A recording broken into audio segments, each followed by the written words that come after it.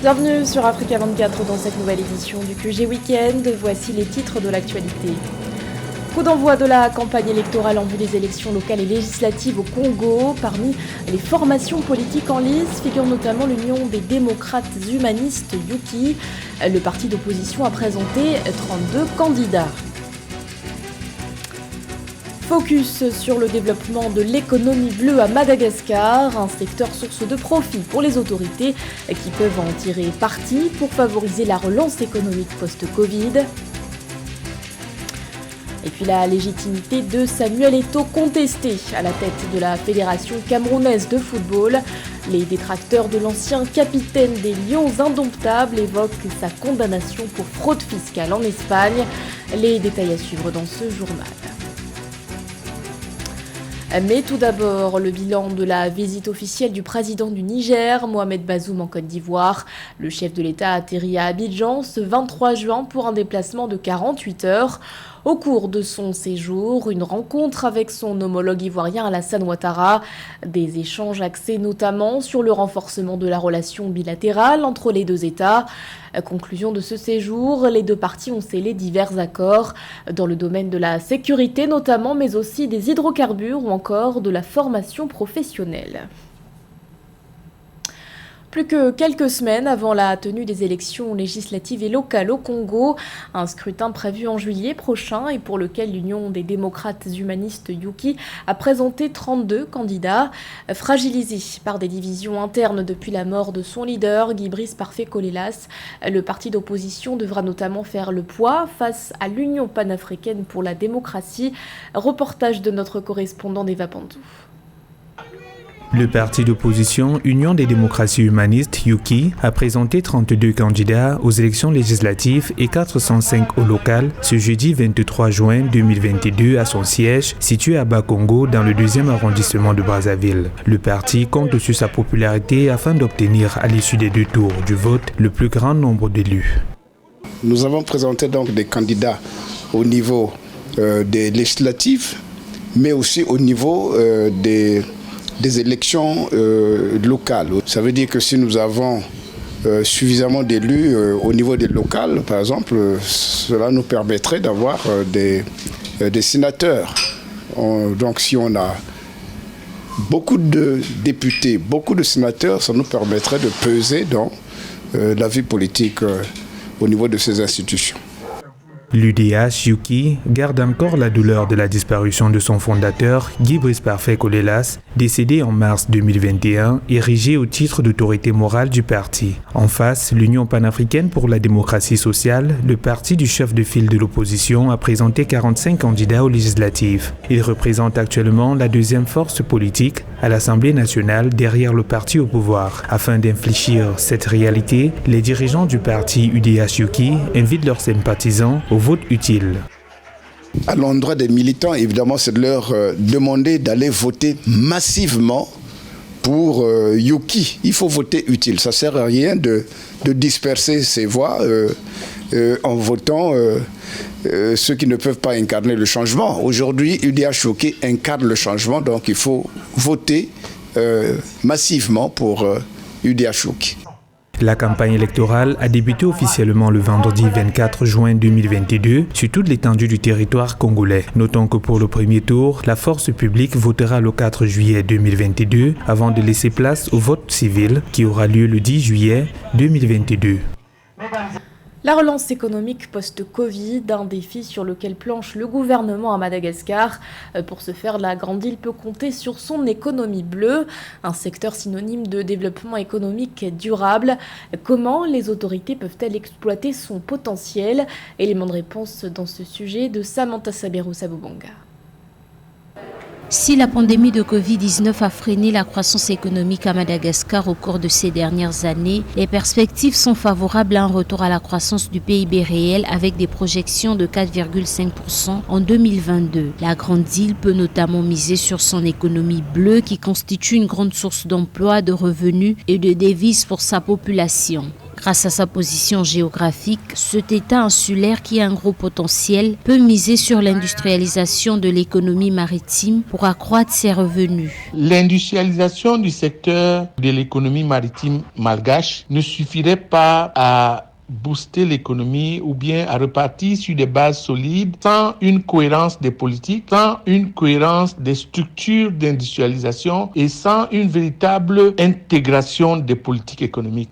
Les politiques économiques à Madagascar restent encore antagonistes, ce qui n'est pas propice au développement favorable d'une industrie maritime intégrée. L'industrialisation de l'économie maritime devrait permettre de relever les défis auxquels est confronté Madagascar en termes de préservation des ressources naturelles et de lutte contre la pauvreté qui touche encore 81% de la population selon les données 2022 de la Banque mondiale. Les potentialités et le potentiel ne sont pas des gages de compétitivité, mais c'est l'optimisation et l'intégration de ce potentiel dans la cohérence de l'économie qui peut aider le pays à sortir de l'ornière. Il y a donc des efforts de cohérence à faire, non seulement au niveau de l'économie maritime, mais aux autres points de l'économie en général. Pour une meilleure gestion de son espace bleu, Madagascar doit prôner d'une part le concept de durabilité à travers l'usage durable des ressources marines et d'autre part la conciliation de la préservation de l'environnement, de l'exploitation optimale des ressources à travers la gestion conservatrice des écosystèmes aquatiques et marins ainsi que des ressources qui leur sont associées, expliquent les experts. Le Mozambique pourrait devenir dans quelques années le 4e exportateur mondial de gaz. Des investissements massifs ont été réalisés dans divers projets gaziers, à l'instar de l'usine de gaz naturel liquéfié située dans le nord du pays. Ce vaste chantier qui devrait faire reculer le taux de pauvreté dans le pays pourrait être opérationnel d'ici 2024. Les détails avec Ameneji.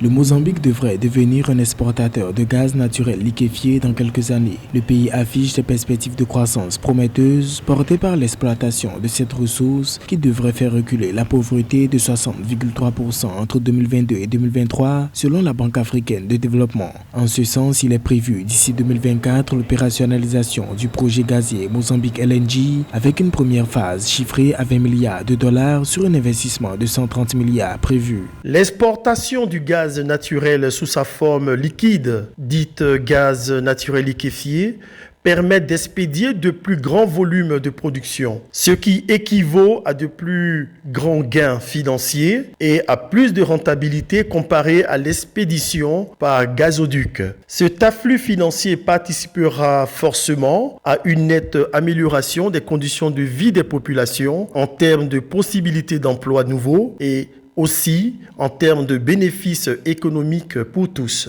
Premier projet parmi les 3 en vue dans Coral Sul FLNG et Rovuma LNG, la capacité de Mozambique LNG sera en effet de 13,1 millions de tonnes par an et celle de Rovuma de 15,2 millions de tonnes par an. Notons que la Société nationale du Mozambique détient une participation de 15% dans Mozambique LNG. La part qui revient au pays hôte est un ratio convenu par avance dans les termes du CPP, qui est le contrat de partage de production. Dans tous les cas de figure, le pays hôte n'est jamais perdant, car la chose la plus importante à considérer, ce n'est pas le ratio en tant que tel, mais plutôt ce que représente le ratio en termes de volume financier qui revient à l'État.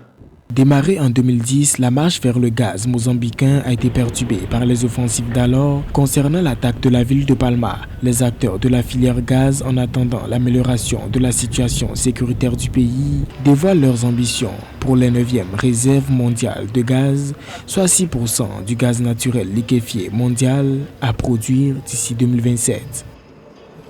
Dans l'actualité également, les centres africains de contrôle et de prévention des maladies en alerte.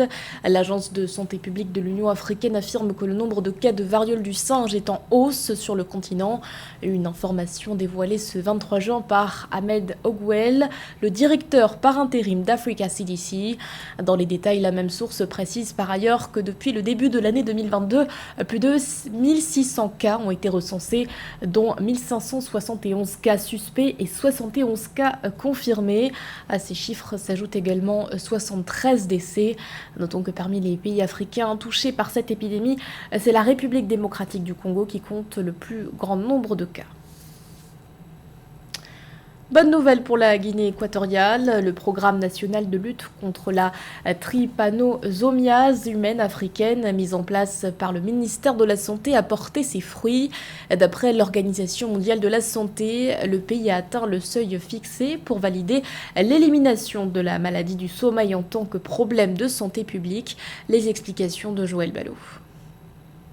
Avec moins d'un cas de trypanosomiase humaine africaine pour 10 000 habitants en moyenne dans l'ensemble des districts sanitaires, le ministère de la Santé de la Guinée équatoriale confirme l'atteinte du seuil de contamination pour valider l'élimination de la maladie du sommeil. Fort de ce constat, la Guinée équatoriale vient d'être validée par l'Organisation mondiale de la santé OMS comme dernier pays à avoir éliminé la forme gambienne de la trypanosomiase humaine africaine en tant que problème de santé publique.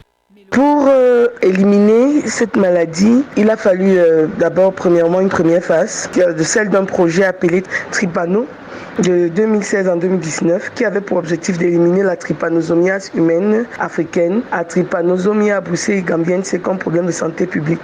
L'élimination de la trypanosomiase humaine africaine à gambienne en tant que problème de santé publique est une étape importante dans le processus d'élimination de la transmission de la pathologie. La Guinée équatoriale s'est désormais engagée à maintenir sa capacité de surveillance afin de garantir la poursuite du dépistage et du diagnostic dans les populations à risque de contracter la maladie.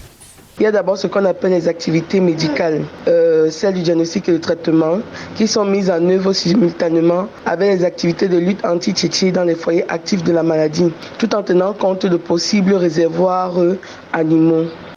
Ce succès de la Guinée équatoriale converge vers les efforts de l'OMS visant à éliminer la maladie du sommeil conformément aux objectifs fixés dans sa feuille de route 2030. Pour rappel, l'élimination en tant que problème de santé publique est évaluée par un groupe d'experts indépendants qui détermine si tous les critères sont remplis.